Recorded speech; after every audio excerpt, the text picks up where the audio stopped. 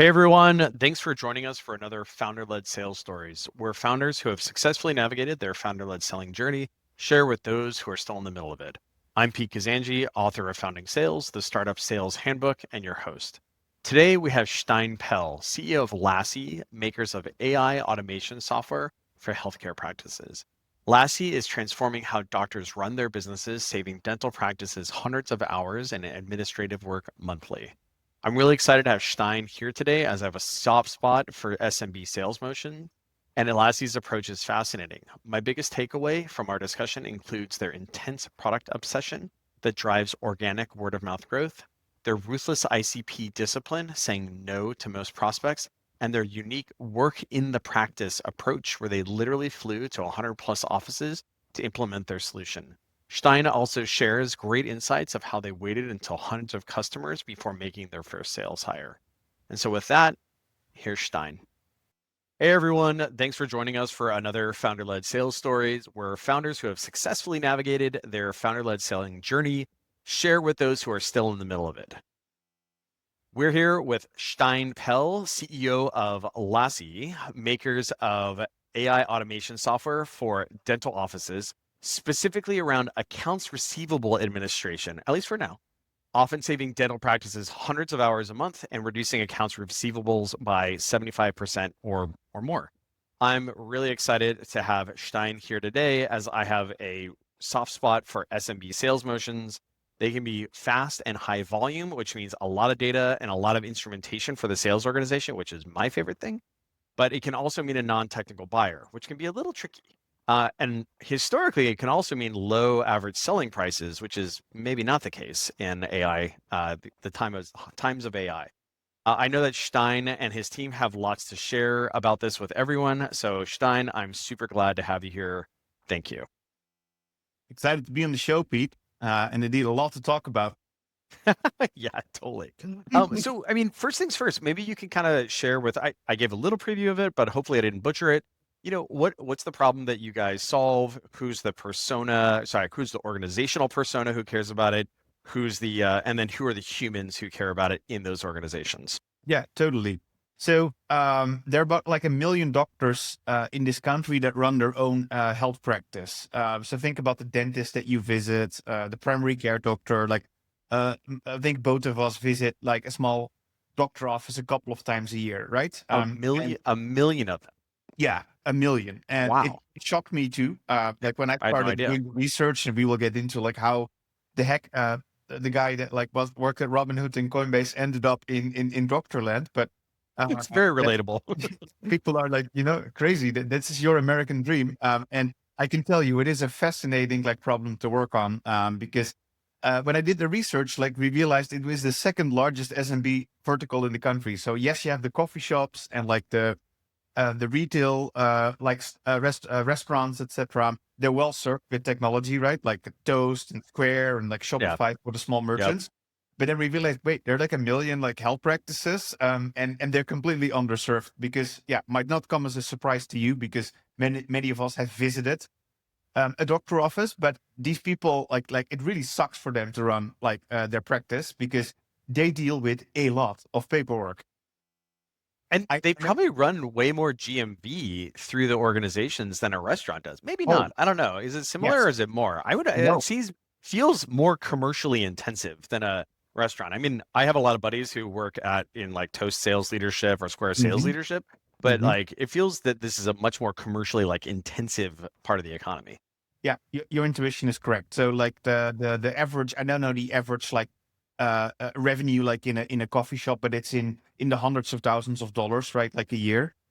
With health practices on average, you talk about millions of dollars a year because you are correct. Like the doctor sees 100, 200 patients like a week. Your dentist, like yeah, everybody like spends money like at that health practice. So you're correct that like the GMV of a practice is a lot higher than like the coffee shop like in San Francisco like that we frequent. So yeah, it really sucks for these people to run their business because they don't have Toast.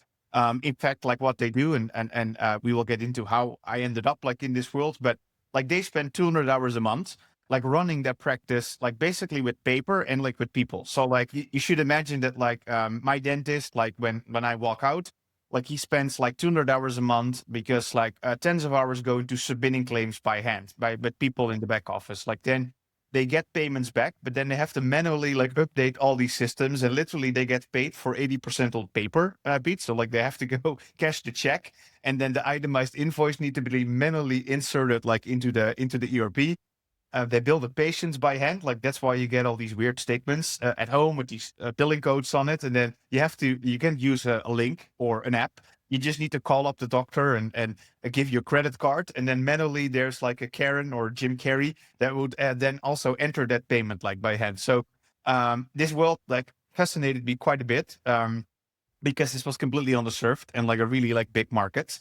And not as a surprise, I guess, like what we're doing is we're building like the AI healthcare admin worker for these people. So like they don't have to spend 200 hours on running like the paperwork and the business anymore a month, but the doctor, him or herself, can run the practice in an hour, maybe a month, because the AI platform submits the claims for the practice. It reconciles the insurance payments and does the AR. It helps to bill the patients. It runs payroll. It provides working capital on top of it. So like all the jobs that now happen with people in the back office, like we're building a platform that does it for them, and then get something similar done as Shopify, where as a small merchant, right? Like if my mom wants to start a search shop, she can kind of like tonight spin up an e-commerce operation and doesn't Right. need to go to Stanford to do an MBA and be as gritty of an entrepreneur as like a unicorn founder needs to be.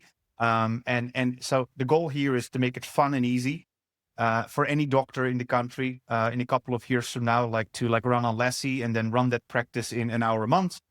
So that we hopefully get a lot more independent doctors that run their own shop, which is ultimately good for the patients, obviously, because your local doctor should take care of you and not be part of this big private equity backed like chain, and should just serve you as a patient like really well. So like that's in a nutshell kind of like what we're after. And so then the people who care about this at the Yeah. doctor's office, Yeah. or sorry, the dentist's office, like clearly the dentist does, but I'm thinking back to the most recent time that I got a cleaning. Mm, There's the dentist, there's the dental hygienists, yeah. there's some people at the front desk, et cetera. And so I would imagine the decision maker in question is probably the dentist or the set of dentists that are like partners within within the practice. And then maybe there's like another person who's involved in the sale, which is like the office admin who's maybe like half office admin, half receptionist or what have you. Are those like the personas that you guys are interacting with? Mm-hmm. Yeah, like I think very similar to Square and Shopify. Like we're really going after those independent health practices, and then it's typically like the doctor owner that like runs that practice, right? For the most part. So like it's very much following that script of arming the rebels, if you will. And so that's kind of like the organizational type that we're after. And then I think an average office, like you mentioned, GMV that's processed by an office, right, which is in the millions. And then because there's so much paperwork, like my mom worked in a hospital in the 70s, and like it felt very much based on the stories that she told me, what I found in these small practices in 2020 in the States. So they spent, as a result of that, like 200K like a year in OPEX to run kind of like the administration. So like that's roughly the opportunity that we're after. Yeah, and so and I guess because this is the power of AI, and I think this is I was talking with a buddy about this the other day that um we're seeing these organizations that have like pretty substantial revenue ramps, either A, because it's self-serve, like a Cursor, Mm-hmm. Replit, or whatever, more in the kind of like dev tools space, or B, it's not self-serve, it's sales-led, right? Um, but it is so commercially intensive because it's not a seat for someone to like work in. It's literally the worker in question, or it's like a digital worker in question. So it's labor Mm-hmm. replacement. And so what that, historically the problem with SMB go to markets, or just the reality is not necessarily a problem per se, is that the average selling prices end up kind of being small. Like when Zenefits was first selling, or or Rippling was first selling, the average transaction size would be fairly small. And then this is why, in the case of Rippling or Zenefits or whatever, you like compound it out and like add more jobs done, et cetera, in order to. Whereas in you guys' case, I think like the current like average selling price is like it's not small for the sort of SMB motion that it's like, probably not one call closes, but like one or two call closes. What is the ACV right now for you guys, roughly? Yeah, you are correct. Like I think that Awesome. it's in the 5-figure like ACV like range, and we're growing exponentially indeed. Like I think we have a shot of hitting about 100 million ARR like in a year from now. And that is possible like with just serving them with a wedge product. And because we took actually a pretty similar approach to like Robinhood, where I worked before this. Because what really inspired me in Beju and Flat, like they stayed laser focused on, yes, the end goal here is the AI admin worker for all these health practices, right? So that any of us in a couple of years from now can like spin up a practice and kind of like take care of the patients. But like what I really loved about Robinhood is they started like very small wedge, right? Like iPhone app. So the rest was on the wait list, Android, like web, and you could only trade 5,000 shares on the platform, if you might recall from those early days.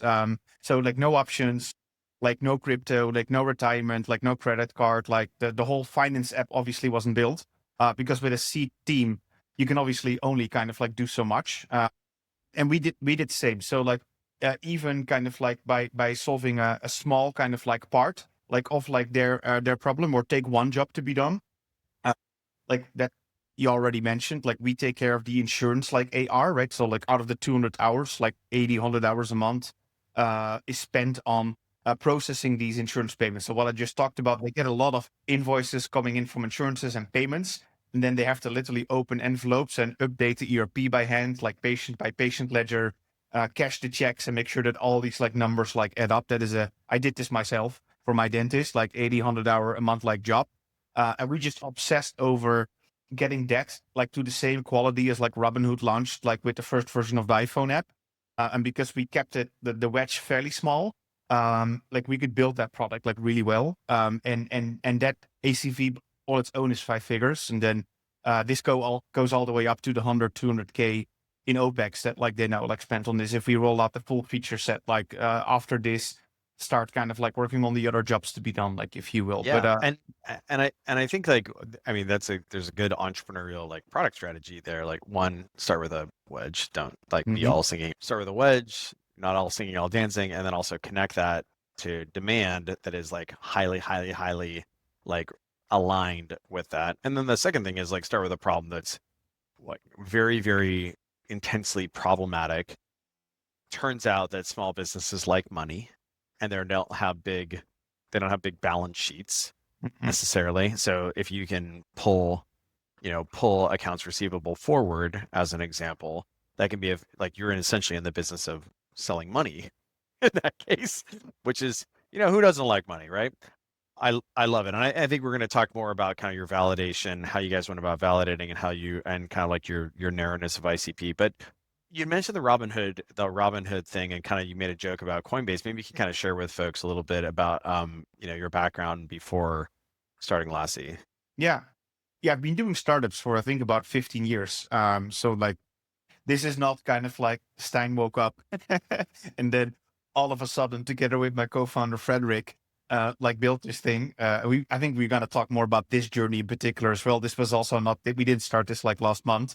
But yeah, I've been doing startups for 15 years, man. Like grew up, as you might hear in my accent, like in near Amsterdam, and founded startups back home. And then I think mid 20s, like Pete, like kept on reading about like Silicon Valley. I started reaching out to people like yourself that like I was working on a startup. The last startups were not like direct sales like loops or B2B like oriented. So reached more out to growth folks in consumer or to other entrepreneurs. And then I think mid 20s, I was like, I keep on emailing or flying back and forth like to this place. And all my friends also back home were like, what are you going to do there? You don't know anyone in America. And I always thought, yeah, the only way to change that is just come out here and start meeting people. And very American of me, like in hindsight. But Yes. yeah. then mid-20s, I thought I should just move here. This feels like where like I'm home. The way that people build companies here and solve problems is very aligned with how I like to solve like big problems and like to transform like industries. So then what I did, because I didn't go to school here, I thought I should work for a breakout company first, and then spent a couple of years in fintech. So like worked at Coinbase and after that at Robinhood, when both of these companies were like small. So like there were a few million users, like not many people heard of those companies. Maybe 150 people were in the team. So I really got to see from the inside, like what does it take to scale a business that has insane product market fit, which is what I wanted to see, right? With exceptional people to kind of like, yeah, the juggernauts that they are right now. Like it's crazy to think that Coinbase has 100 million users right now. And Robinhood like is the market leader in their space with tens of millions of active users. So yeah, my role was there to work on growth, like worked on the referral program. I worked on the onboarding like apps. So like learned a lot of lessons about how do you like methodologically like grow a business, and learned that that's not luck, but that's also science to a certain extent. In the same way as you, I really like how you deconstructed like sales basically. And that was a very good primer in hindsight. Not only because, yeah, I think it's fairly unique as a founder that you like know how to scale something from 1 million to 10 million or 100 million like users, or you've seen that at least partly before. But also fintech was quite helpful because we're basically building the platform for doctors to run their business on. So like I learned a lot about fintech infrastructure, and how to build products people like love to use like every day. So like that's my background before I embarked on this journey, like helping all the doctors in America.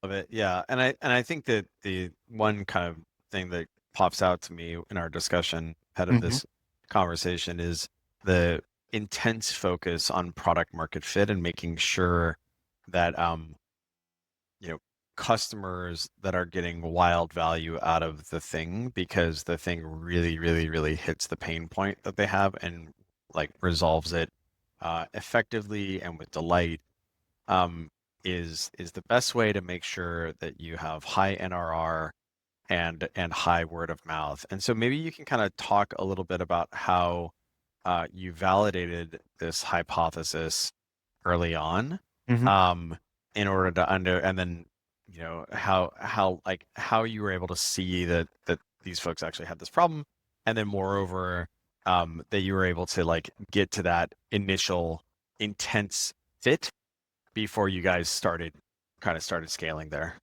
Yeah, and maybe one more little nugget because I know we have a lot of like founders and early stage folks like listening.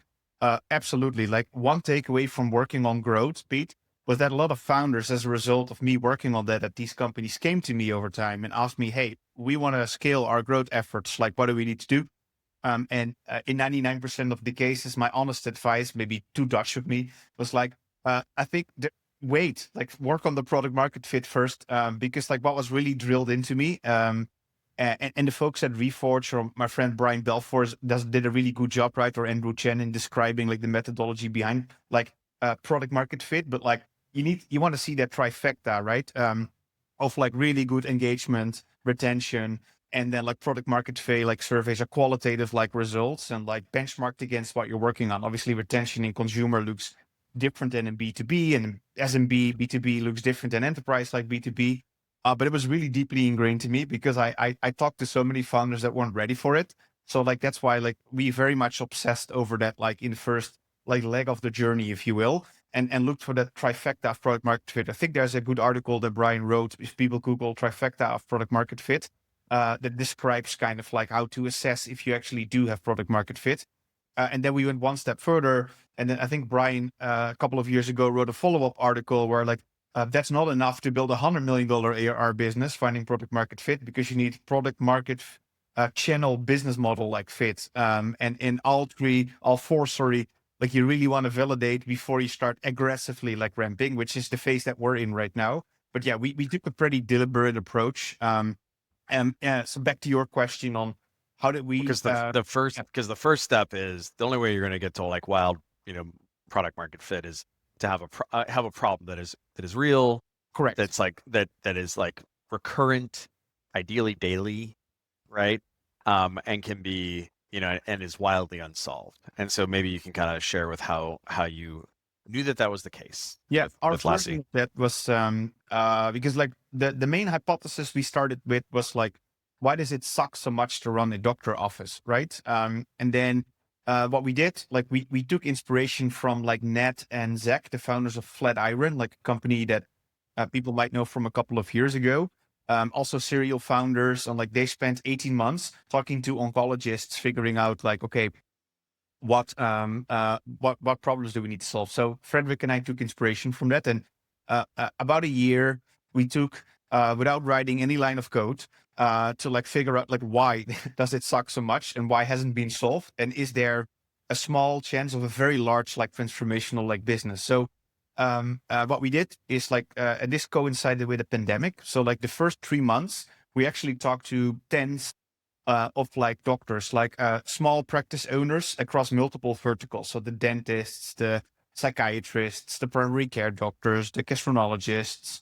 But we also talked to mid-size and hospital like people. How do they run their finances? So like we took a pretty methodological approach, talking to like small, big, and maybe because people sat at home, or I also, in hindsight, think it was because we hit a nerve. We had a real pain point, like there when we asked them, "Hey, do you want to talk about your problems running kind of like this organization?" So people spent about an hour yapping on the phone, Just or yeah, on the it's usually a good indicator, and also a good it gives you a hint as to what your future discovery calls will look like as well, bingo. because people Yeah. love to complain. They love to complain to a willing ear, right?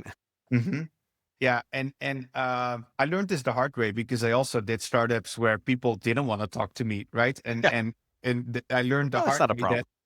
no, but like it was a strong early indicator, Pete, for us that we're like, Yeah, I think totally. we're onto something because wait, why do 15 dentists want to talk about like, their To me, problem? Yeah. exactly. I'm like, wait, that's wild. So that was the first 3 months. And then we concluded the small businesses are underserved, like the hospitals, they do have it's not perfect, but maybe at best you can build a 2x better solution.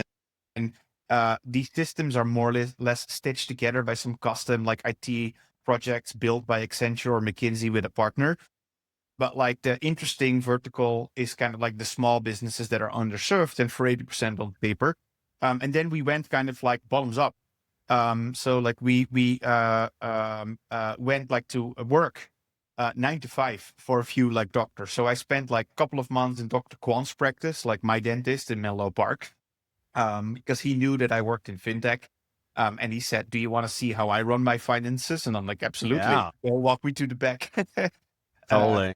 and then, yeah, and my jaw dropped because like he's a very forward-thinking doctor. Like actually, read the Lean Startup. He has customers that like tell him That's about awesome. We'll send him a how copy of Founding yeah, yeah, Sales. yeah. I actually asked him because he's still a very close, like early customer, of course. Like, did you actually read Pete's book? And he said, no. Should I? And I said, yes, you should. Um, but yeah. So how often? And I will get to that in a second. That makes it also a very good early customer, right? Like if you like read Crossing the Chasm, like if you haven't, I would recommend it. Like you look for that like early adopter innovator that kind of like buys into the promise that this problem is going to be solved and like is proud to be like number one. And that's exactly what he was. So like he didn't only walk me to the back, but when Frederick and I like concluded indeed firsthand by visiting a few practices, gosh, this is actually happening, right? It's not only stats and kind of like things that come out of customer development. But like these doctors actually sit there with their teams and having stacks of paper around them processed by people.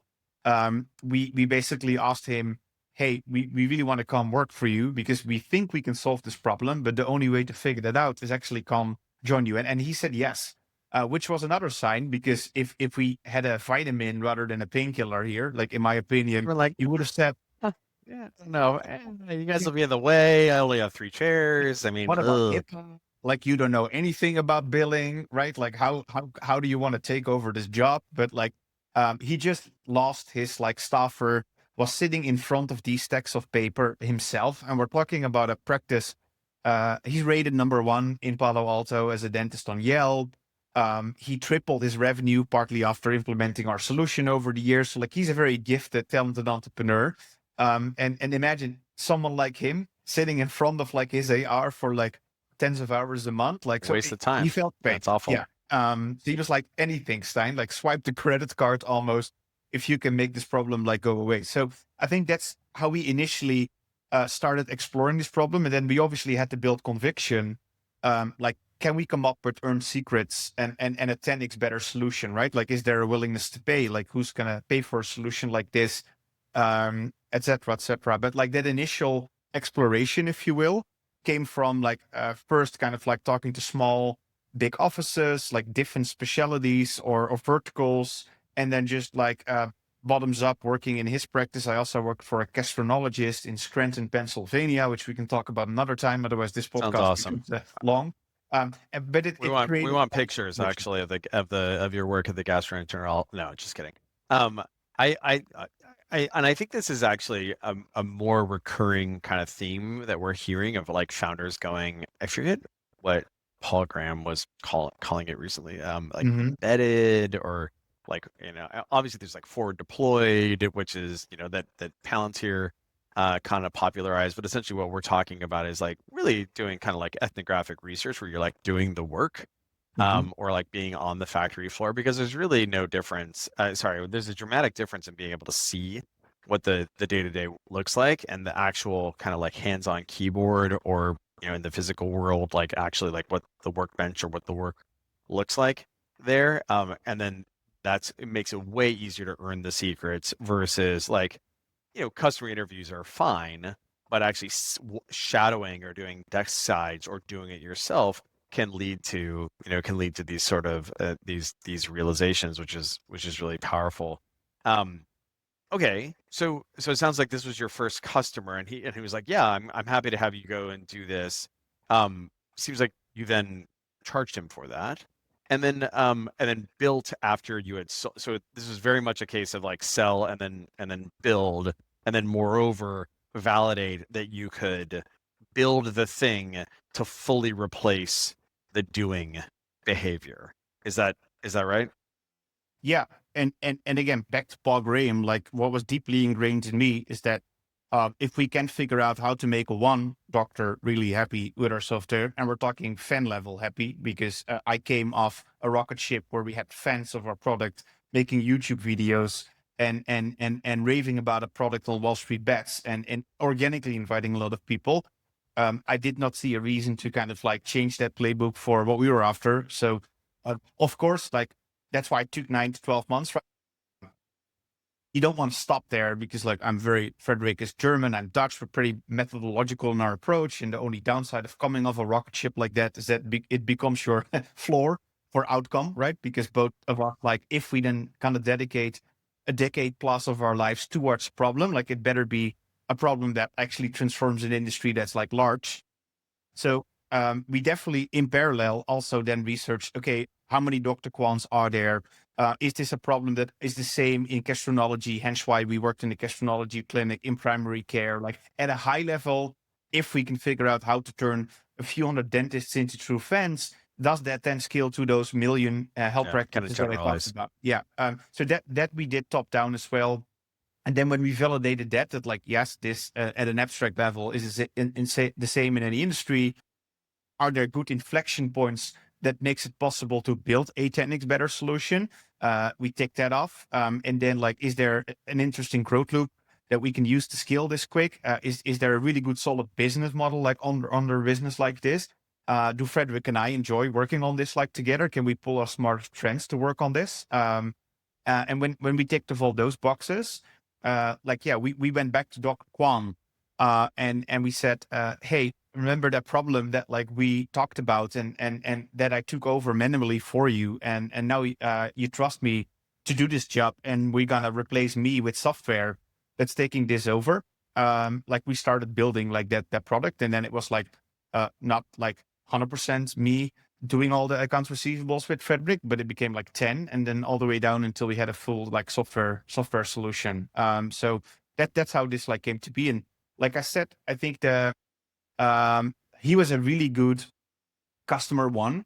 Because I refer to crossing the chasm, so I would recommend people like selling to like businesses to read that, because like he really embodies that like innovator type where Yeah. he didn't only Even let in up. front of the early adopters, like Yeah, way out ahead, super geek, like literally looking for technology, you got it. doesn't actually care if it has like sharp edges or whatever. The person who bought the like $900 iPhone when it came out in 2008, even though iPhones are now $1,000, but like anyway, you get the point. Yes. The person who joys and delights in adopting new technology almost for its own purposes. You got it. Yeah, I always like funny you bring up the iPhone. I always like share with people that like it reminds me a lot of like Frederick. Frederick, my co-founder, is an early adopter of technology. So you will find him with the first version of the Apple Watch because he buys into the promise like of that like device. And Dr. Kwan was very much like this, maybe because he read the Lean Startup and he had people in his practice that like worked in all these tech companies. I don't know, like the fun fact, we will talk about that later. We found a lot of these early adopters like across like the country, but like when I met him in a different context than sitting in his chair, obviously, right? Because of course I went twice a year to go see him. I observed pretty quickly that he fits that criteria that Jeffrey Moore like set for an innovator. And then he went on stage with us, like he wanted to share how his practice tripled like his revenue due to automating part of the finances. He started referring like his wife Grace, his study friends. So we after we won his trust and actually obviously solved that problem for him. But like that's kind of like a classic story in my opinion of like why he was such a good first customer and like how we closed him as well.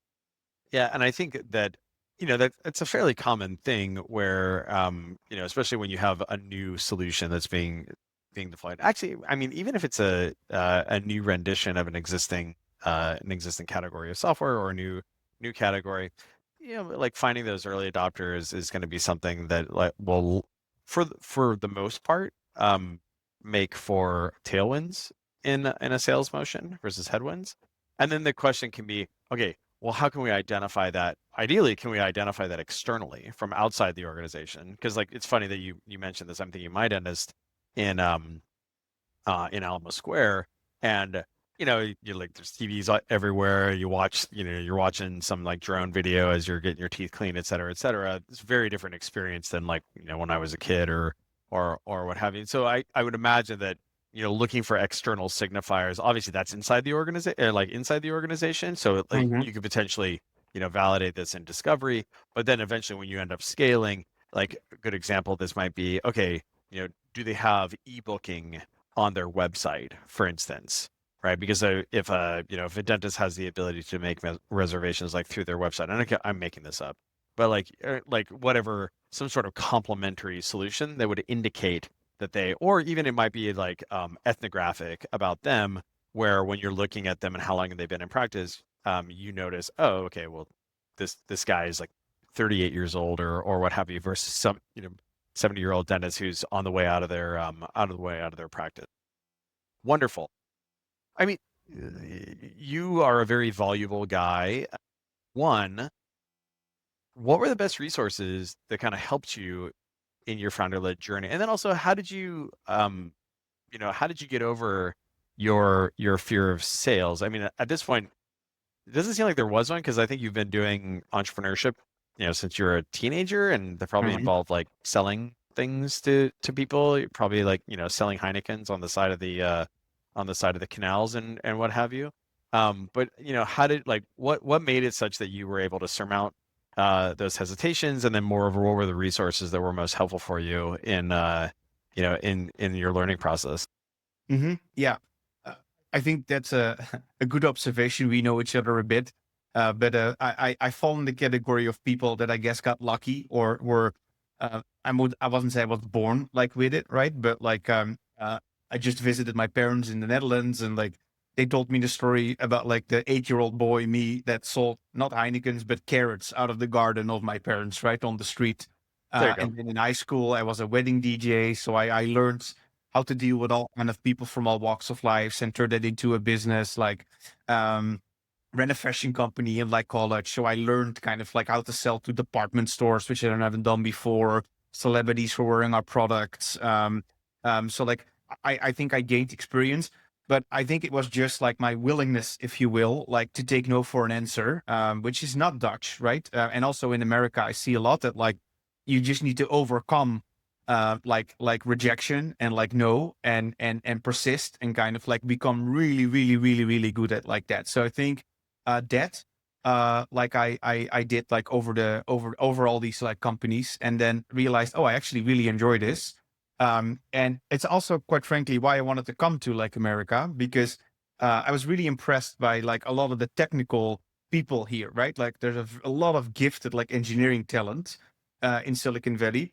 And I thought it would be quite a contrarian bet that like I bring my unique skills of like having the ability to like sell like products, but also like people, investors. Like I sold to different companies.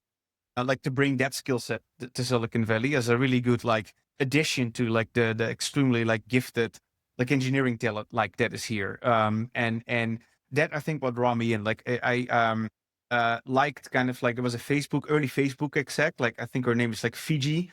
Like she helped scale Facebook, then went to Instagram as the CEO, took it public. And then I think now she's at OpenAI, like running like applications. She also came from like a fishing village, I believe in like France. I did not, right? I came from the Netherlands, but like similar kind of like move. And I read an interview with her, like she, like I think brings like user obsession where other brings kind of like technical credentials, if you will, or she never learned how to code. So she became the best at understanding what users want. And I think that I spend a lot of time on over like the last 15 years. Didn't take no for an answer, like really kind of like figured things out. Moving to America was also not like that easy, right? Like I came from the Netherlands, and you That's right. gotta, The filter, the yeah. immigration filter. I am the classic immigrant that came from another country and kind of like want to build something big in America. So I think that's more like my story, where like it wasn't really that I had to learn like it, but more overcome the fear, and then kind of like thought, hey, but I have something that I can bring here that is a really good complement to all the world class like engineering talent that's around, and that combination, I think like super powerful. So like that's like more what I worked on a lot, is just honing the craft and like playing the violin for 10, 20,000 hours and kind of like learn like along the way. Some stuff that was helpful for me, well, we came to your workshop. That was quite helpful. Yeah, but I think more serious like founder sales kind of like book was helpful. Because like when you're doing it like unstructured and yourself, right? Like you learn a lot, but um, reading kind of like you have beautiful like workshops as well. Like it's very codified on kind of like how you approach like a sales motion. So I think that stuff is helpful. We talked about crossing the chasm. I think that really ingrained in us, like, okay, how do you think about who you want to sell to? And we will talk more about it, who you don't want to sell to, which is equally important in like really like great businesses in the making. I would say more on customer development, because we have people doing are in the earlier stages, like the classics, like 4 Steps to Epiphany from Steve Blank, how to talk to humans, obviously the YC content from Paul. I think understanding humans, how they are wired, like psychology, like Power of Habits, Hooked. Lenny's Substack is quite helpful, like for benchmarks on like what's good retention, et cetera, et cetera. So I think there are some resources over the years that like I use. I think mainly to like also share with others, Pete, to be honest, because I've been doing this like for a while. So like I'm still super curious, but most of that stuff, like I know for SMB, B2B, like what roughly good and great and epic retention is, right? Or ACVs. But like it's also super helpful to share with your team that's typically very new on the journey. And if like, hey, look, we're actually at Y retention, 12-month retention. This is world class, people. Look at kind of like the benchmarks like here. So yeah, that's kind So of it's like not just about educating yourself; it's also about educating your team as well. yeah. I like it. So let's talk about kind of like pricing and ideal customer profile and kind of how that evolved over time, because you you've been kind of hinting at this notion of being very, very narrowly focused on folks that could be, right down the strike zone, ideal customer profile for you. So how did how did ICP evolve over time? How did pricing evolve over time? Um, and yeah, and why was that so important? Yeah. We could tackle pricing first. It went up, right? I think again, nothing new here. Want to do that? Yeah. Better than going down, I suppose. Yeah. Yeah. Depending on the market you're in, of course. But I think like nothing like, super counterintuitive, but initially like underpriced it slightly. And then it goes up over time when the product matured and the ROI became super obvious for like a larger group of people. Um, we do, and you mentioned this already, like we did really want customer number one to like actually pay for the service from the get-go. Because we wanted to test willingness to pay, right? And in healthcare, quite often the question is who's gonna pay for it? In this case, it's quite obvious because like the problem's enough in healthcare, right? And also solutions. Well, the solution we built that you could only do because a law went into effect that forced this industry to go from paper payments to digital payments. So it wasn't simply possible to do something like this, but there are enough other problems you can find in healthcare that you can solve. But the question is, how do you build a profitable business like out of it? So we did want to validate that the doctor, in exchange for basically getting rid of 100, 200K of their OPEX or unlocking a lot of potential like revenue, was willing to pay us from the get-go for the solution that we gave them. So like we got, by the way, to that initial pricing to like the Verwestendorp pricing survey, to validate kind of like, is usage-based pricing kind of like the right version? What take rate should we kind of like take that is appropriate?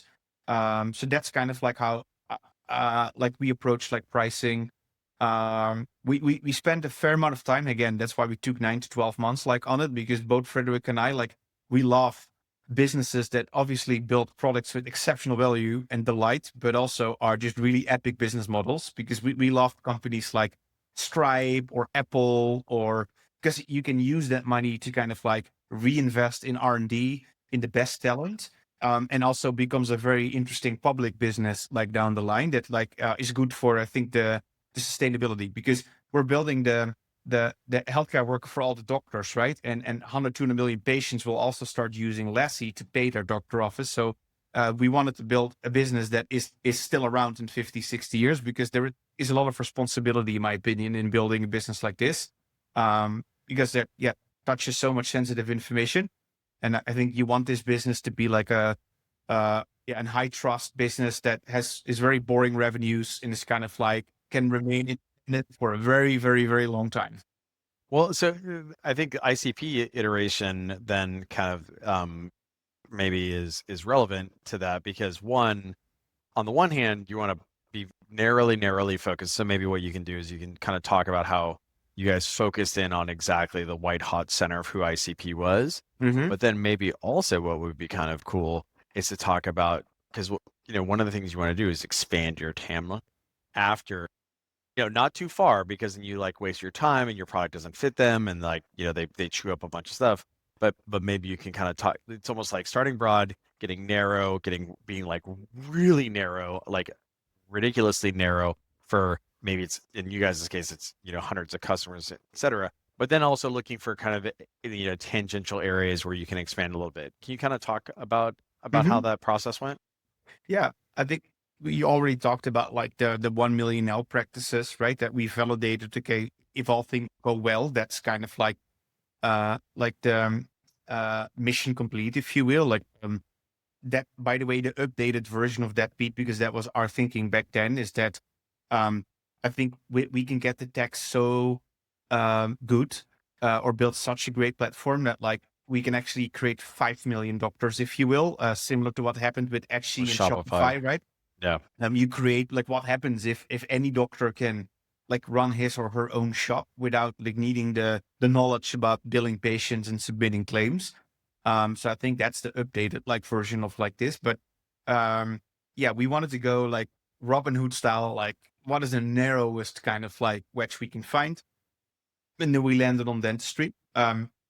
and we landed on like an insurance AR kind of like job to be done, right? Like the 80, 100 hours that goes into processing the insurance payments. And then Why were dentists so attractive in that regard? it is the largest like group of like health practices in the country. They're for the most part independently owned.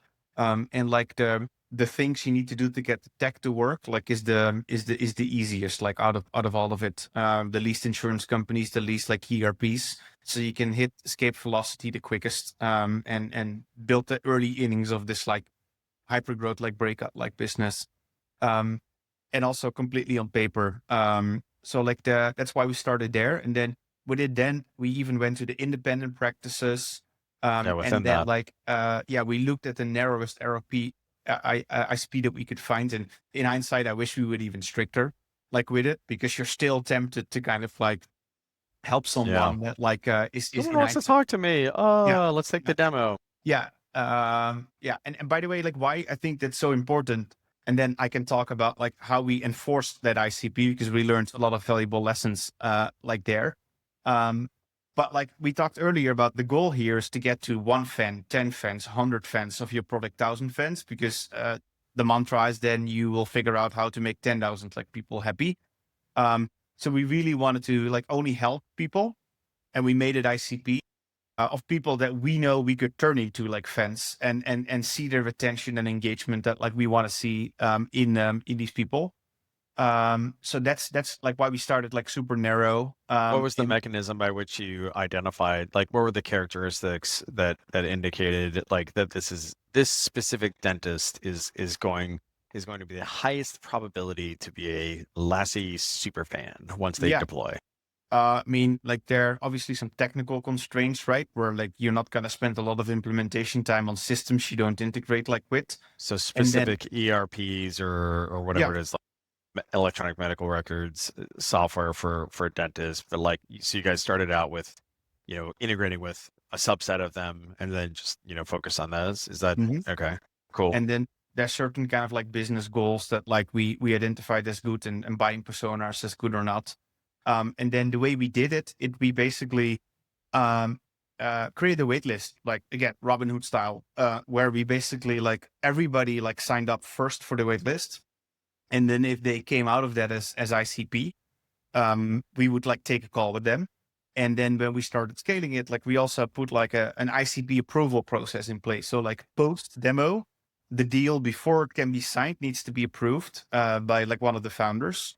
And then when that deal gets approved, like contract can get generated and can get like signed. I learned that lesson actually from I think a mutual friend like Max Freeman at like Rem. Oh yeah, Um, Max. I went to see him and we started like scaling. Beyond Me is the founder that started selling. And I asked Max, like, hey, like if you were to do this again, because Ramp obviously, right, like 0 to 1 billion in ARR, like in a couple of years, if you were to do this all again, Max, and Max was an early seller at like Ramp, like what would you do different? And he said, we wish we were even stricter in kind of like enforcing ICP when we started like scaling. Why? It obviously creates like a lot of downstream pressure on the people that need to implement. You start wasting a lot of your time to customers that you can never make happy and turn into fans. So we did that from the get-go, and it like served us like really well, that like we did not lose an ICP and put a pre-qualification step in place. So we don't even take demos with people that are not ICP. It's not that we don't want to help these people, but like you're looking for the first 100 fans, 1,000 fans that can then help you invest more in R&D and expand ICP like from there.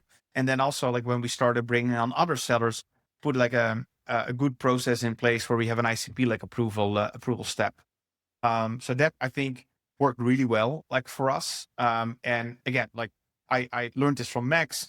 I also really admired Benjamin Vlad at Robinhood, the founders, like doing this, right? You might remember from Robinhood that up until today they have wait lists.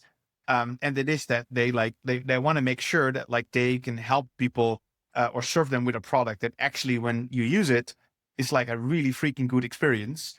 And we just copied that and thought like we should do exactly the same. But you can imagine that it's quite crazy, because we have a lot of people that like want to do a demo with us, and we currently say we would love to help you, but we're not going to. And then there are a lot of people that want to sign a contract with us, and then like that happens not anymore, right? Because if it gets all the way to the ICP approval step post demo, then I think something went wrong in the whole process before. But like, you want to make sure you have a check in place or like a revenue accounting step in place to make sure that, yeah, this is actually green light, and this customer kind of like is truly ICP. Yeah, and I think that there's so one having kind of crisp indications of what that might be, like maybe it's a technical, indication, or maybe it's, something about the organization. And then what you can do with that is you can go all the way upstream to like your demo request form, like you were saying, like, hey, do you integrate, like, do you run on this type of software? Do you run on that type of software? How many dentists are at your office? Whatever the thing is that is unique to the people, the business of the folks that are listening right now. But then moreover, what you can do is you can even go upstream from that, where when you're looking at outbound or if you're looking at like marketing spend or what have you, then kind of narrowing in to the extent possible on those folks when you're doing your marketing targeting, when you're doing your outbound, when you're, prospecting, et cetera, such that again, you're like, we're as efficient as possible. We're not spending prospecting time.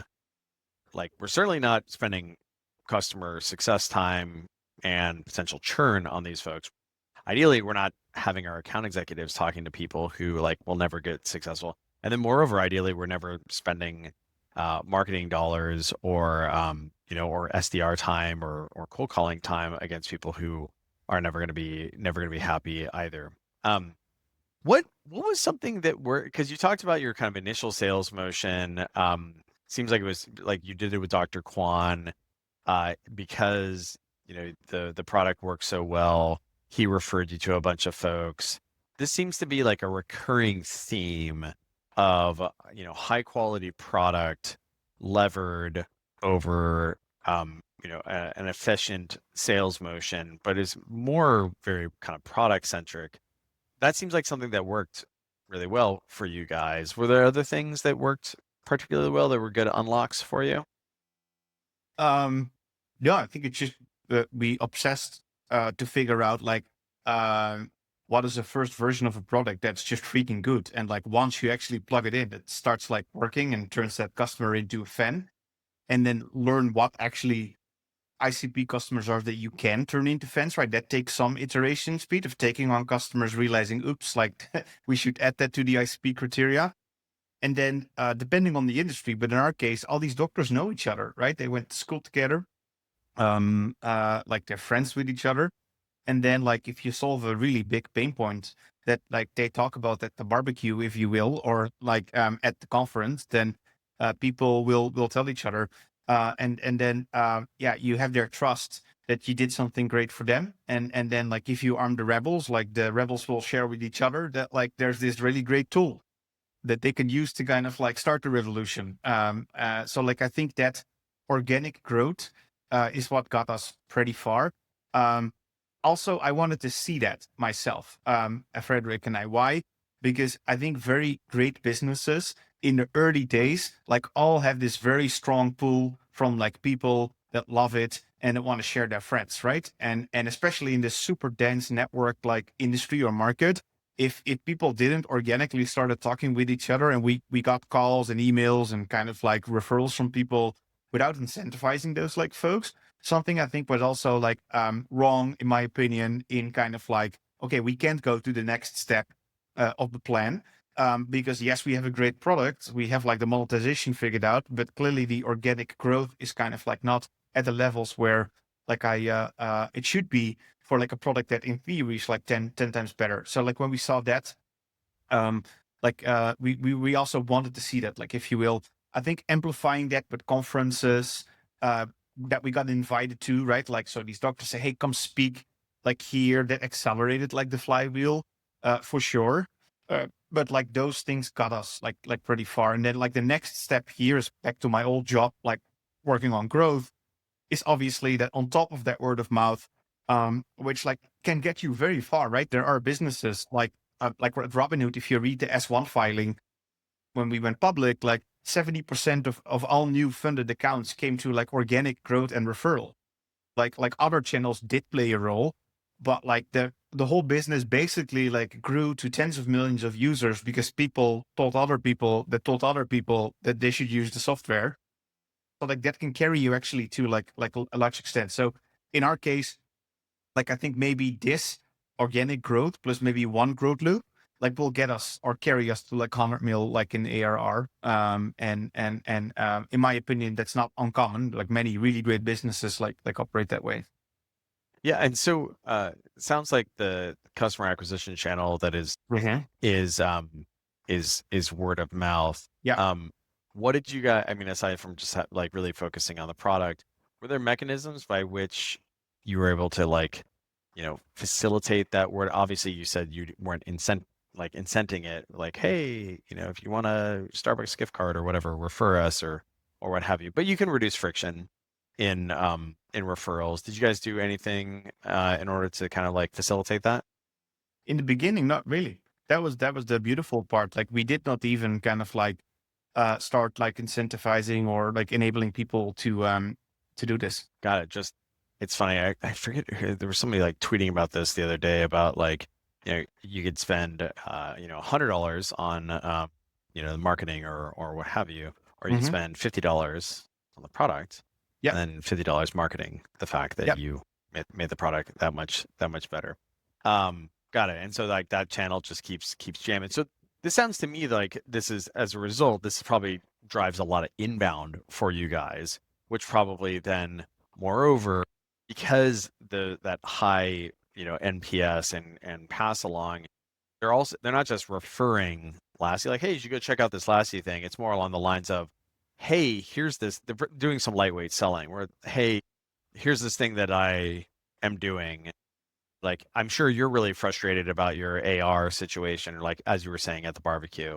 Like, oh, what are you doing later? Oh, I got to do a bunch of like, explanation of benefits coding or whatever. And it's like, oh, that's awful. Well, oh, I actually don't have to do that anymore. Oh, you don't? No, I got Lassie. Oh, what? Yeah, you should check it out. Here, I'll text you right now. So I would imagine that folks are probably coming inbound to your sales reps at this Hmm. point, um, with being problem aware and maybe even like somewhat aware of what the solution is, which of course, accelerates the sales motion there such that you can, instead of it being, the first call, convincing them they have the problem or elucidating to them why they should prioritize the problem, they show up and they know exactly that they have the problem, why it's a pain in their ass, and they already kind of have an inclination that you guys can solve it. Um, that probably that makes for some pretty snappy deal cycles, huh? It does. And it's a flywheel effect, right? Like because then these people do an intake call with us. And we only move forward with the people that we know and by now we know really well, who we can turn into a fan and we can help and who should wait a little longer. And then those people get the Lassie treatment, if you will, and get the software like installed and get trained on it. And then like they like see the impact on their business that is like a 10 times like different. That's why like we just took again also like I think very similar to like how Parker Conrad, the founder of like Rippling, built Rippling, right? Like at Rippling, he took actually a couple of years to build like that product and build it actually in an automated like way. Like at Zenefits was the early iteration of that, where there were a lot more people and ops teams, right? Like doing like things behind the scenes. And Frederick and I kind of like wanted to start a software company because that scales. So like we took 2.5 years to kind of like actually build a product that like once you implement it with us and we do your training, it actually just like plugs in and that works, right? And then like you're like, wow, that's cool. This is actually like having a big impact on my growth. And it feels like Stripe, where okay, gosh, I don't need I have an AR solution rather than an AR team I need right now. And then all of a sudden, my revenue starts growing, and we just talked about it earlier. Like these practices are so unoptimized, and there's so much like uncategorized and like lost revenue, if you will, right? Because it's all processed by people. So there's a lot of like uncaptured like revenue that like comes in, but might get stuck on in a drawer, or like people don't have time to make an appeal when a claim gets denied, or the patient never gets the bill, etc. So like if you automate part of it, there's all of a sudden so much time, and as a result that the revenue grows so quick that people will feel that when you plug in that software solution, and that becomes a conversation topic like with other people. And then obviously the next playbook is kind of like accelerate and amplify like that growth, which happened to be my old gig. So like that's really fun to kind of like work on right now. And when we know more about that and those lessons, like I'll let you know, but we're in the middle of kind of like that process. Yeah, figuring out the next loop. Well, so that it's funny. It almost is like we talk about product-led growth, and this isn't product-led growth because it's not, it's not self-serve, but it's highly like, product obsessive sales, or like really, really like there's an article that Sequoia had published a while back called the Templeton Compression, and it's not about a product-led growth. It's about they call it the sales-ready product. Hmm. And in you guys' case, it's almost like the installation of it is transformative because all of a sudden more money starts showing up. It's actually multifold. More money starts showing up, and actually, if the doctor is doing the work, then all of a sudden that time disappears from their calendar, in which case they can see another patient during that Interesting. time, Yeah. et cetera. So this probably puts a lot of pressure on your customer success motion to make sure that you guys, like, they show up, they know the problem that they have because their buddy told them at the birthday party, right, at the barbecue, about it.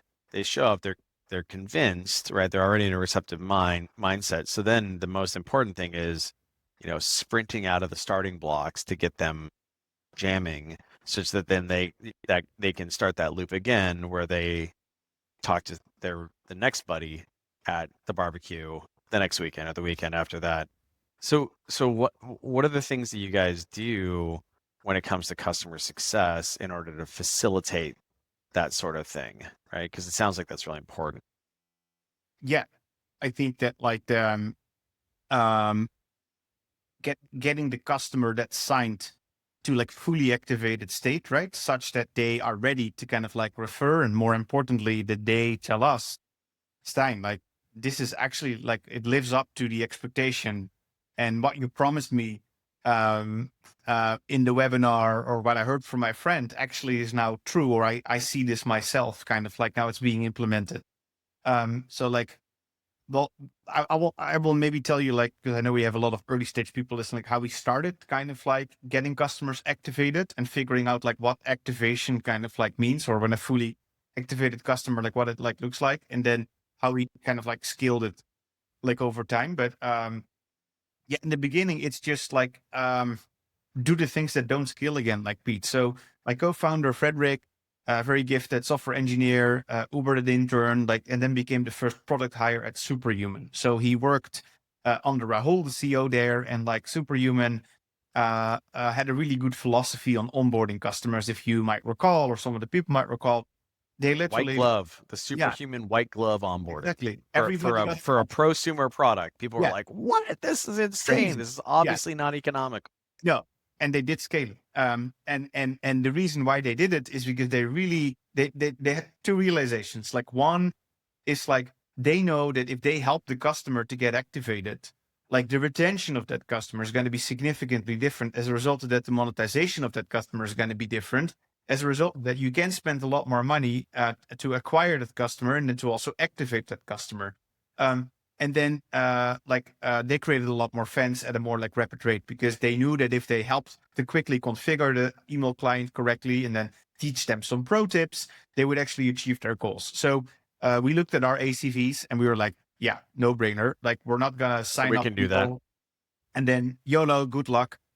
Also because these businesses are very, very busy, right? Like for those of you listening that have family members that run their own practice, I have a mad amount of respect, which is also why I like building for these people, because we're literally arming the troopers, right? Like these people, they, now I always joke, like these doctors, and I kid you not, because I worked in a few of these practices, but like you need a Stanford MBA and like the grit of a unicorn founder to be a successful small healthcare practice like owner.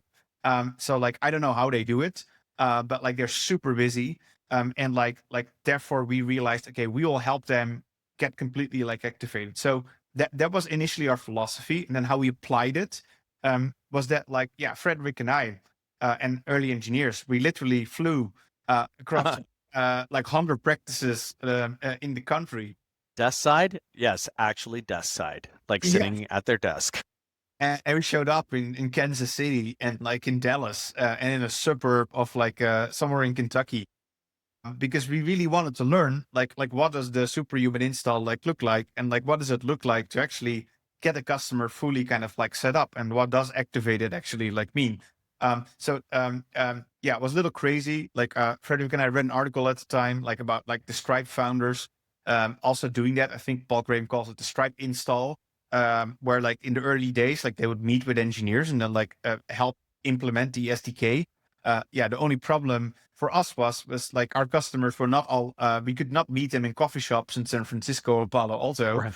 Gotta go them. Yeah. Yeah, Gotta hop on a plane. yeah, we because we got referrals all across the country. So then like we found ourselves like in somewhere in like Dallas, which was for a Dutch guy pretty interesting to like meet all these people across the country. And for the business, tremendously helpful because we really understood how to activate customers, um, what's going on behind the scenes and all these practices. Like they obviously were intensely kind of like impressed by us, kind of like from Silicon Valley coming to their practice, helping them out. So that also created really good kind of like a lot of goodwill and viable growth. So that's how it started. It taught us, okay, this is kind of like how we need to do a successful activation process. And then now like we're zooming with all these offices, kickoff call. You just downsampled it a Yes. little bit. Yes. But did it initially in like full Yes. resolution, Yes. full, and then, took it down bit by bit in order to kind of like value optimize, like, value engineer it. Yeah, and very unusual. So like Frederick and I always take the outlook. We build a decade plus business, right? This company needs to be around in 20, like 30 years. So like, and if that's your outlook, that the business is still there, like in that time frame, like what is a couple of months traveling across the country installing software? But that is apparently very unusual for people. And we think it was very pivotal in kind of like things, because what it allows us to do now is because we're product people, right? Frederick, product hire. I was a product manager. Besides sales, that is my other love for building stuff that people love to use. And now we're productizing a lot of that experience, and that accelerates the growth and gets us into like territory where we can grow even faster, kind of like than most like other businesses. We would not have been able to do that if we don't understand kind of like exactly like what we need to do to get practices set up across multiple permutations. So yeah, a mistake would be to get it to the other extreme, right? So get completely self-serve and get the human out of the loop completely. But if I see what we're working on right now, like this is going to be like a very scalable like exercise, and again very similar to how Superhuman eventually productized like their Onboarding. flows. Yeah. Yeah. Well, so oftentimes what organizations will do is the key to, of course, scaling is being able to abstract out the sales motion and have multiple people doing it. If indeed it requires a sale. In your case, probably requires a sale because, and synchronous communication because you have a non-technical person. But so that what that means is you're constrained by the hours in the week. And so there's only so many Zoom calls that Stein and Frederick can do in order to sell. That means account executives. And so usually what ends up happening is people want to abstract out. My recommendation is abstract out once you hit the kind of the top of the S curve, where it's like, okay, we're not learning incremental things, right? We can package this sales motion. And so depending on the size of the average selling price or what have you, that can be like dozens, right? Like not a dozen, because it should be like dozens. If it's a high average selling price, it's obviously harder because usually it's longer sales cycle or what have you.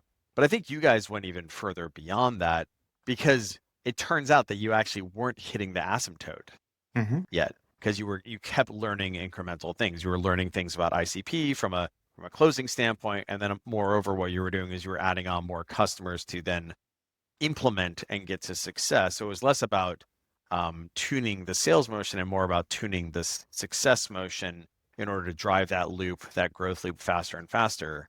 So how many customers did you guys end up closing and successing before you hired your first incremental sellers? Yeah. For us, that was in the hundreds. So like I remember us talking about this, Pete, where indeed like because I really liked your framework. I only learned this after the fact, of course. But like, hey, that's actually a really good way to say this. Which I, as a founder, quite often find myself in that position, right? That you intuitively do it, and then you meet people like yourself that like are actually doing All this. right. It Oh, validated it. All right, this is, good. this Woo. is actually a really good way to, yeah, I jumped the gun. But again, this actually does help for the founders listening to explain to other people kind of like the concept, right? Because so like your materials here are helping because like you could actually put in words what you intuitively kind of like did here. But yeah, we did see the same. So we were in the hundreds. And it took us to that point that we realized, okay, this is rinse and repeat, kind of like this is clear how you need to run Disco or Discovery. This is how you need to run like the solutions like call or like the solutions process or pitch. This is how you run kind of like next steps, objection handling, like pricing discussion. So that took us like in the hundreds of like customers. And then we realized, okay, now we're doing the same stuff like all over again. And this is a really good time, or like, let's say we're hitting the S curve, right? Like not completely, we still learned just a few things. Well, there's Like always after, like, I mean, that's yeah, what startups are. Is like you're just. It's funny because you clearly have a reforge like I do. vocabulary because Yeah. as you're talking about things, I'm thinking about like different like Kevin Kwok essays, um and and like startups are just like a series of S curves. You jump from one S curve to the next and Yeah. to the next and the Yeah. next, and then usually what ends up happening is like when you have already solved one, that's when you want to package it and like put it into ideally put it in a code because it turns out like that's very easy to run, or you put it into a human who can do those while loops.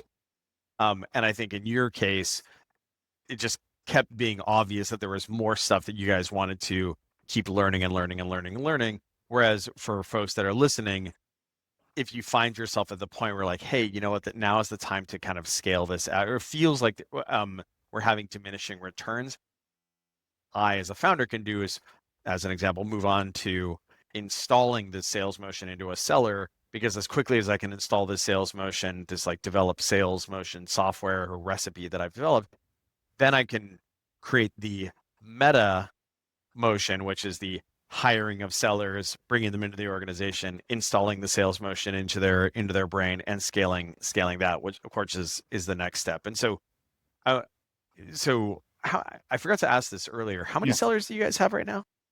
We currently have like a handful. Yeah, a handful. Okay, and then so you're at that point where like we've added a bunch of folks and we've uh pulled the pulled the code into their brain and what have you. What was your first what was the profile of your first sales hire? Yeah. He worked at another startup, so was familiar like with startups. His mom actually was a dentist, so he was very That's awesome. familiar with the problem and could very quickly tell the story similar to like even better what I was able to do. Like I worked Very in a credible. practice. Yeah, Yeah. it's like I grew up in my mom's like practice. My mom used to make me do this. Yeah. Bah. And he remembered his mom coming home late or taking these like payments like home. So like that was a great nice to have. And then he had a product background as well, so he was very helpful in funneling insights into like engineering. Deloitte background, so was strategic enough to help refine ICP. I think that like what we really wanted was because in the transition from me selling to the first sellers, like we didn't want a coin operator, if you will. We wanted people that still were able to help refine parts of ICP because the heavy lifting, I agree, was done, right? Like, but far from complete. So like we again learned this also from Max and Sam Buck at like Ramp and talked to some other sellers at other SMB motions. Like there are some early Square people. And I think what became pretty clear to me, Pete, that these early sellers of these like transformational generational businesses, which we aspire to build, right? Like they were not just like coin operators, but like they were also long-term thinkers in it with the early teams, similar to the early engineers, and all like obviously grew their careers and now like are your friends that like run organizations. So like we wanted someone with some strategic thinking enough to kind of like help refine ICP and then lastly, he was eager to build something big. Like he did not have his home run yet. So like that combination really appealed. Did not have like a lot of relevant account executive experience, but like given the Smart interviews we enough to did, figure it out. you got it. Just gave him founding sales and he was good to go. Right. Exactly. Yes. After that, after the races. So off to the races. Yeah, I mean, I think so. Thank you for unpacking that because the profile of the seller really needs to align with both the market, but also like the business strategy. So in you guys' case, it's one of the things I've been really enjoying about this conversation is just learning about how like product obsessive the organization is, which is not super surprising given your background because you were saying you come from these two consumer apps, Coinbase and Robinhood, and of course SMB software is like consumer plus plus or Yes. prosumer or like baby baby B2B or whatever, and have these ramifications. And so if if you're selling that and you have a hypothesis and also early indications that product leverage can really help with the like your distribution efforts, then your seller should look like that, right? Then your seller, like if that it turns out to be, and it can't just be like a wild hypothesis. Obviously, you guys had some early indications that that was the case as you guys kept going and seeing that like the more you put into the product, the faster it would drive the loops, the activation, the pass along, et cetera, et cetera. And of course, that could be very different than, I my friend Shannon Goggin from Noyo was on the show recently, and she was talking about like they make this middleware for doing benefits admin Mm-hmm. for that connects these large software systems like Workday or Rippling or what have you to these benefits providers like these insurance companies. Their early seller needed to be somebody who like there wasn't going to be a lot of product feedback there because like the product is middleware and it doesn't have to be delightful. And moreover, that seller needed to have extraordinarily deep relationships with these people at these insurance companies because otherwise those people were like never going to take the call ever, ever, ever, ever, ever. And so I think it's important for folks to be mindful of how the profile of the seller, that first seller. Another thing that you noted about this like this hunger and this cleverness and the thoughtfulness. One of the phrases that I like to use is this notion of like it's almost like a weaponized product manager or like a weaponized product marketer. Stephanie Schatz Friedman, so Nat Friedman's wife, was the first head of sales at Xamarin.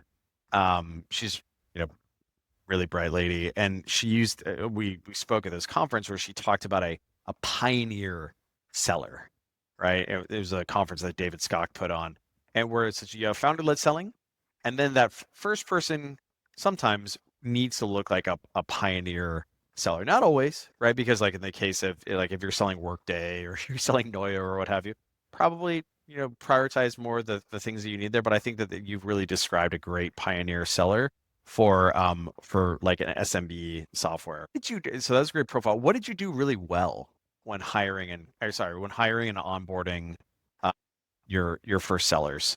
Yeah. Yeah, I think we can conclude that because like we got him ramped, and he kind of like uh uh is really instrumental in getting the business to like the 100 million that like we talked about like earlier in the conversations. I think like as a growth guy, we can safely assume that kind of like that we It did worked. something with early sellers. Um, so on the good side, there's something I learned from Brian, the co-founder of Coinbase, because I saw him do that in the early days. Like I was not there myself, but like I heard like about like this. So he introduced a work trial like for the first like tens of people that joined that company, and we copied that because we thought like we're building this like transformational business, this very intentional like build with like a group that I want to be similar in caliber as like the early people I worked with at Robinhood and Coinbase and Square. Like you've been long enough in the valley that you know that like there are these special teams where kind of like Yeah.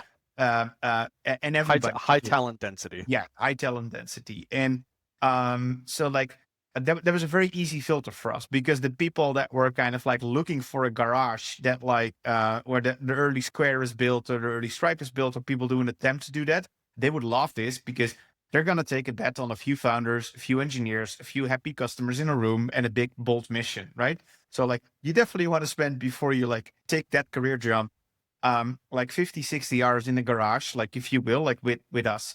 So that worked really well. And I Because think one okay. thing that one thing that so Karun from Delve was on recently. I don't think he talked about this on the show, but I was talking with him subsequently where we were talking about work trials and like how would you do a work trial with a salesperson?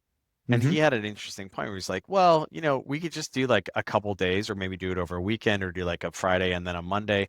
And then he had a really excellent point, which was it actually doesn't take that long to figure out. Like it might just be like a day and you just see that the person like operates at a tempo that it isn't where it needs to be, even though they behaved a certain way during the interview process. Now, I'm a big fan of job simulation in the interview process. So you can like do kickouts there, like whether that's written screens or kind of like mock demos and mock discos.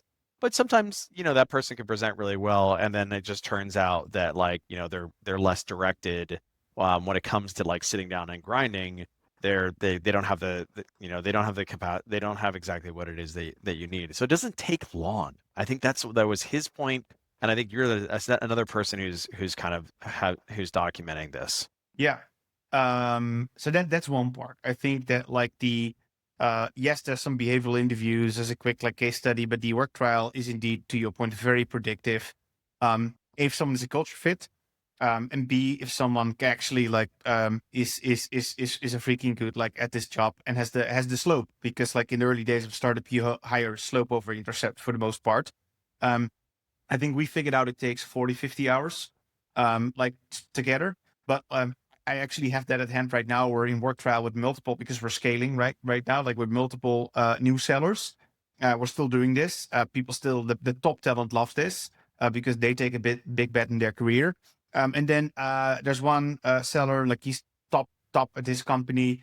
And you just work that out. Like in the early morning, in the afternoon, he does his day job, and then like 3 o'clock he walks in, shadows kind of like one of our sellers, like, and then like works the evening with us to iterate on that, and then works towards his, to your point, simulation, which is this like mock demo that we ask that person to do. And why you want 40 to 50 hours? There's no context that these people have on like this business, right? So you give them 40, 50 hours, they can obsess over calls, shadowing, iterating with the team as much as they want, being in the office with them.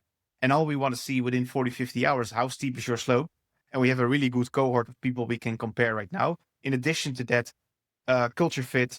Like if you spend multiple dinners and lunches together with each other, like you really see the true colors like of someone, right? Like especially in sales, you can still, if you're decently good, bullshit pretty well in one lunch or two lunches. But like if we actually spend a lot of time together, I can fairly quickly tell if this person actually has a really good time with us.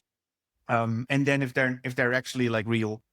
So like that's one thing that like very contrarian or more and more accepted, but like works extremely well for It all. just like it's an emerging it's a an early adopter technology for startup hiring. Yeah. And so far, great success with it. And especially all the talent tells us, They yeah, this like is it. exactly if I were to build a company, how I would do it. And then secondly, nobody, even the people that didn't get a job, like tell us this is a fantastic experience, because I've seen on I the learned a lot. inside what a company looks like that has real product market fit and kind of like approaches things very differently. Um, Well, what oh, go so ahead. that's good. Yeah. Like what was less good? What kind of mistakes have you guys made when it comes to sales hiring? Yeah, there's one more thing, because I love talking about shit that went wrong, but like, and I think you emphasized this as well when we started talking like about this. One thing I also like want to mention is like, drilling. And I think what worked really well with the early sellers is like the shadow and reverse shadow process. So Yeah, again, not a surprise after we talked like for a while again, but like very methodological we approach that. So where other people stop, it's like, hey, good luck. We did a work trial. Well, we basically like sent you to maybe a doctor office to go figure out what the job manually looks like. You watch a lot more recordings, and then maybe I shadow a few calls. You shadow me first, then you, and then you're done. We went to a very elaborate shadow reverse shadow process where Step one is kind of like they shadow me, they're off camera, and we iterate after the call on all the gaps these people like have, right? Then like they active like shadow. So they sit in the call like with me. They're the co-pilot, like I'm the pilot. Then like we like do the reverse active shadow where like we together sit in the call, but Steijn is co-pilot, and then this person is like pilot, and then I'm off screen and like it's pilot seller basically that runs the meeting. You're the comfort blanket, right? Yes. Yes. But you're not supposed to be there. Correct. So like that process like took a lot longer, or we take a lot of time for that because the results I see like from that are like spectacular. But like that is I think the other thing that like when you think you installed this phrase in me when you think you're done, like then like dial it up a notch or two, and then kind of like you get where you want to be. So I think that stuck with me, and I see work really well, and the people appreciate it because I think one thing that I noticed by working in all these companies, they grow so quick, and I've seen headcount growth of 700-800 people in 1 year. Right, it's quite wild. And one thing that I always like took with me when I said, when it's my time to start my journey, which I'm doing right now, I'm like, I'm going to put a fairly unreasonable amount of effort into kind of like not only hiring and therefore also the bet is a lot safer, but also like onboarding like people and then institutionalize that well, because I think the best organizations like actually spend quite a lot of time on like ramping and then of course fire fast when people do not perform. But I think that people forget to do kind of like that middle part, which is like if the person fails, it's typically, I think, high output management and the growth, like the fault of the manager that person didn't get to work, right? So like Yeah, I like think that you either selected them wrong or exactly. you onboarded wrong. Regardless, you should figure it out. But like put in the effort in order to make sure that they're onboarded. Again, this kind of goes back to the ICP thing, right? Hmm. But it's seller ICP, right? Yes. Just being Yeah. very very very narrow, right? So we don't waste their time, we don't waste your time, and we get we're very efficient. Hmm. Um, what Yeah. Let's what flip didn't work to well? yeah, for sure. Because of course this is also iteration required.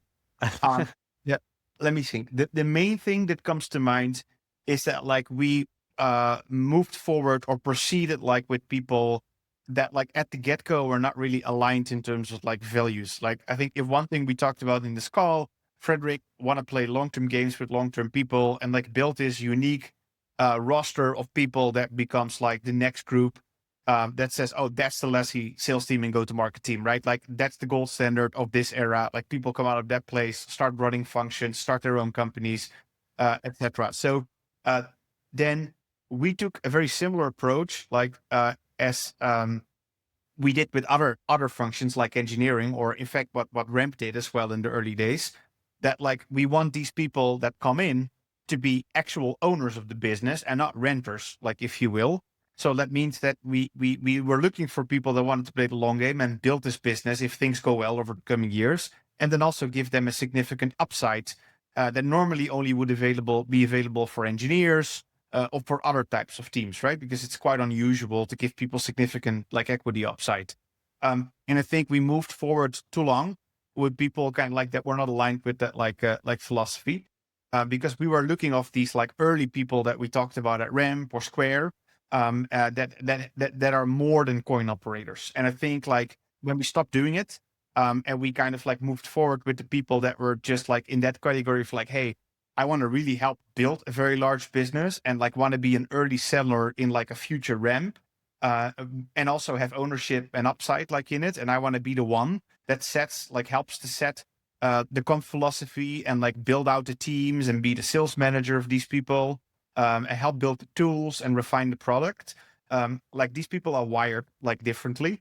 And then when we shift kind of like towards like only talking and interviewing like those folks, like that had a really big impact on like hiring. Yeah, it's the funny thing about that is that to the ICP point earlier is not only were you really focused on it, you didn't start there, Mm-hmm. right? You didn't start with it sounds like you started with maybe a broader kind of scope of what an early seller might look like, but then you realize that, and this is probably related to the product thing and or like product intensity or kind of product focus as well. Sorry, of the pioneer seller in question, that you also wanted them to be kind of like compensated a little bit like a product manager as well, where like it's more equity upside than just kind of like, hey man, like I'm just here to close some deals and make and make good commissions, right? I love it. I mean, Stein, this is super fantastic. So many things that we covered, but if you could think about yourself 24 months ago, 36 Mhm. months ago, kind of starting this sales journey, would kind of like be your parting shot to someone who's 24 months behind you, who's targeting, the SMB, maybe targeting a less technical buyer audience? What would kind of be your takeaways for them? Yes, I think I have one a very clear thing in mind, and that is that Okay. I think everybody listening to this call will, in theory, agree with all the stuff we discussed, right? It's like narrowly define your ICP, stick your guns, hire people that kind of like are aligned on kind of like building this like business with you for the first like few. I think there are a lot of these things that people will say after listening to this call. Yep, that's what I'm gonna do. And then the real world kind of like happens. And my advice would be Everyone's got a plan until they've been punched in exactly, the yeah, face. immediately reads your book, right? And says like, this is kind of like the playbook you need to follow. And then like quite often, because business is murky, it's dirty. I am Yeah, it's operating a messy. company myself. So that's why I love this conversation as well, because it's not that often that I'm not heads down doing the actual thing, which I love, right? I love building companies and building these teams.